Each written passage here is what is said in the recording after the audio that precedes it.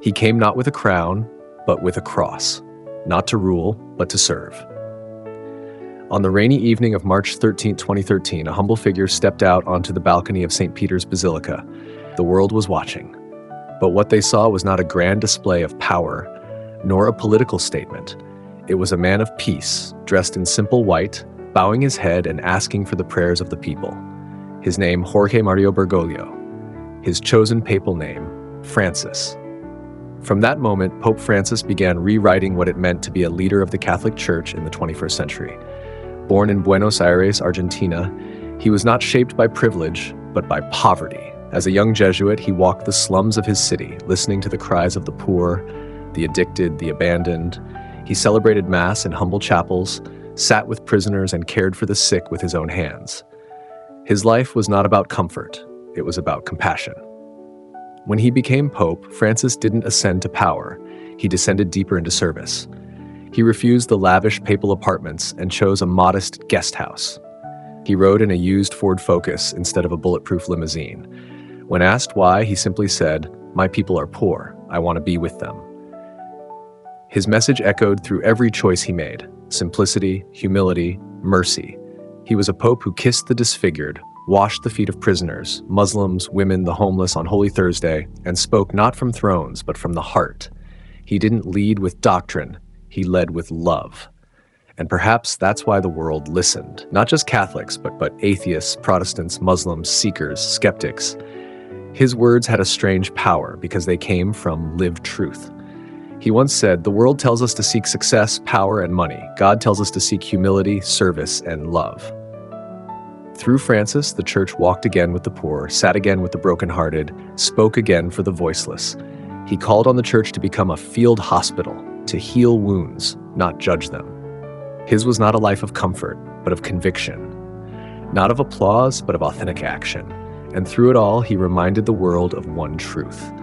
The greatness of a life is not measured by how high we rise, but by how low we are willing to bend in love. His journey of faith wasn't perfect, but it was pure. And in that journey, millions found not just a pope, but a shepherd who would one day walk with them even in the valley of death and still whisper, "Do not be afraid, God is near." Even as his body grew weak, his spirit burned brighter. In silence, he preached his most powerful sermon. As Pope Francis entered his final days, the world held its breath. For weeks, the Vatican was quiet, save for the soft echo of prayers rising like incense from every corner of the earth. He had been admitted to the hospital for a severe respiratory illness.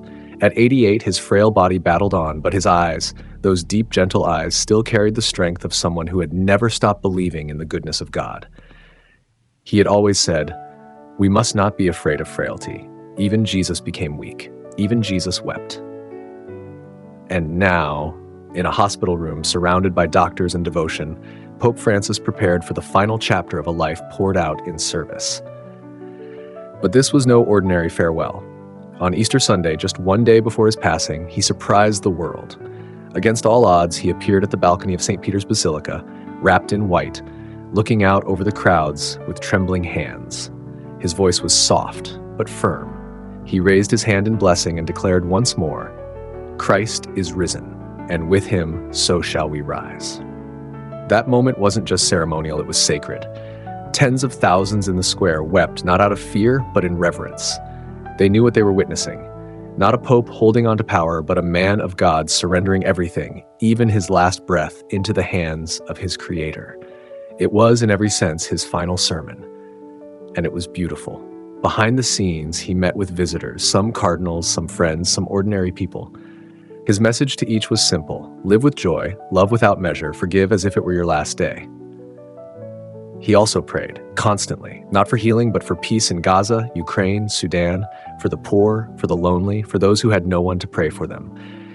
Even as his lungs failed, his heart refused to stop loving. He had once said, "The measure of a man is not how he lives in strength, but how he loves in weakness." In those final days, Francis became that truth in flesh. The scriptures came alive through him. Though our outer self is wasting away, our inner self is being renewed day by day. 2 Corinthians 4:16. This was not a man who feared death. This was a man who walked toward it with eyes wide open, because he believed that death was not an ending but a homecoming, a return to the arms of the Father who had always been waiting. And so the world prepared to say goodbye. But Francis, he had already made peace, already whispered his amen.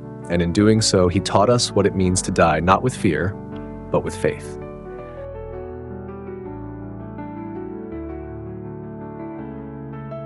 He did not say goodbye. He said, "See you soon." As the world awoke on the morning of April 21st, 2025, the Vatican bells tolled not in celebration, but in solemn reverence. Pope Francis had passed into eternity. But in his passing, he left behind not a vacuum, but a voice still echoing through marble halls, into the hearts of millions.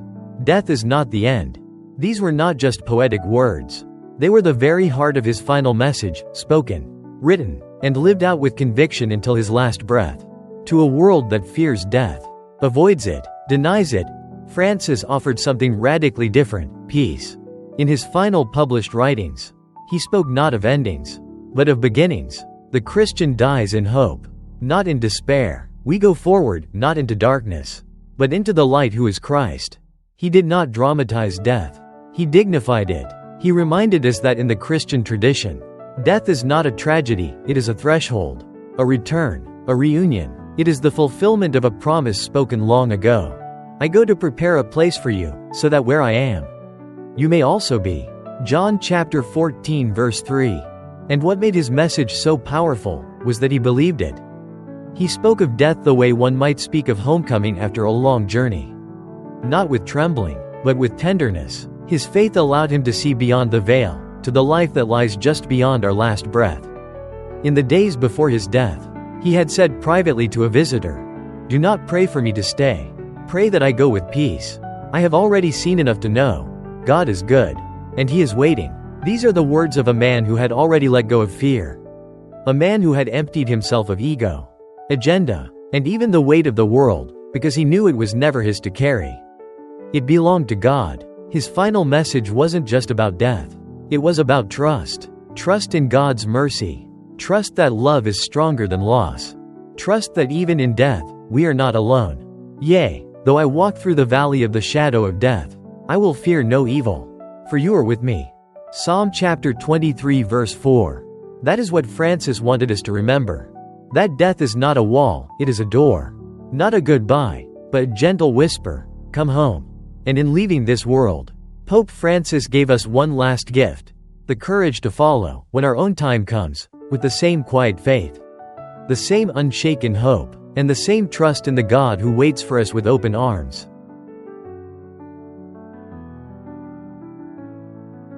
Some men leave monuments, others leave movements. He left mercy. Pope Francis did not pass away in silence. He passed on a fire, a legacy that continues to burn in the hearts of the faithful. His final message did not end with words. It lives on in action, in witness, and in the way he made people feel seen, heard, and loved.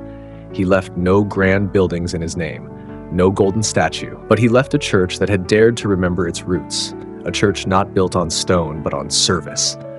One of his final acts was a private instruction to Vatican officials to be buried not beneath St. Peter's Basilica, but in a side chapel at the Basilica of St. Mary Major, a place where he had often gone quietly without cameras to pray before the icon of the Virgin Mary. No marble, no throne, just a stone carved simply with one name, Franciscus. That choice was not about death, it was about humility. It was the last gesture of a life that had always pointed away from itself and toward Christ. But his legacy is not only in what he left behind, it's in what he set in motion. He reignited a church willing to step outside of comfort, to reach the existential peripheries, as he called them, the poor, the forgotten, the wounded. He challenged bishops to listen more and condemn less. He reminded priests to smell like their sheep. He encouraged youth not just to go to church, but to be the church. And for ordinary people, mothers, fathers, workers, widows, he offered this constant invitation: let God surprise you. To the lonely, you are not forgotten. To the broken, God does not tire of forgiving you. To the world, build bridges, not walls. His papacy was not perfect, but it was profoundly human, and that's why it moved the world. He made mercy believable again. The gospel was no longer abstract, it was alive in the way he embraced the leper, knelt before the homeless, stood with refugees, wept with victims. Through him, people encountered not just the church, but the Christ who bends low to wash feet. His death, like his life, was a call to return to the heart of the gospel. Blessed are the merciful, for they shall receive mercy. Matthew 5, verse 7. Now, with the chair of Peter once again empty, the question is not only who will follow, but how will we carry on? Not as spectators, but as participants. Not just remembering Francis, but continuing what he began. Because he didn't just leave behind a legacy, he left behind a path. The light that remains, a shepherd's last gift. He walked with us in life, and even in death, he shows us the way. In the hush that followed his passing, a strange kind of silence settled across the world. Not emptiness, but reverence. A pause, as if even the earth itself was holding its breath, marking the departure of a man who had loved without measure. But Pope Francis did not leave us in darkness. He left us with light, a light that cannot be buried. A light that continues to flicker in every act of mercy, in every whisper of hope, in every soul who dares to believe that love is still the answer. At his funeral, there were no golden crowns, no grand procession of power. Instead, there was prayer, there was weeping, there was song. Leaders of nations stood shoulder to shoulder with the homeless he once fed. Children waved flags, the poor stood in front as he had always insisted. And in the center of it all, a simple casket, wooden, unadorned, covered only with the gospel. That image, humble and holy, became his final sermon. In the days that followed, his message echoed not just through churches, but through cities, deserts, prisons, refugee camps. People lit candles, people knelt, people remembered. Not just a pope, but a man who had made them feel loved. And in that remembrance, something holy stirred. Not just sorrow, but strength. Not just mourning, but mission. He had once said, "Holiness does not mean doing extraordinary things, but doing ordinary things with extraordinary love." That is the light he leaves us. To love when it's easier to ignore. To forgive when revenge feels justified. To walk humbly, serve silently, and believe stubbornly in the goodness of God. Let your light shine before others that they may see your good deeds and glorify your Father in heaven. Matthew 5, verse 16. We do not follow Francis into the grave. We follow him into the light, a light that calls each of us not to admire him, but to imitate him, not to canonize his memory, but to continue his mission, not to ask what he would do, but to do it ourselves. He gave us one last gift, not fame, not fear, but faith. And now it's our turn to carry it forward, to be the voice that says, death is not the end, to be the hands that reach, to be the church that heals. The shepherd has gone home, but his light remains.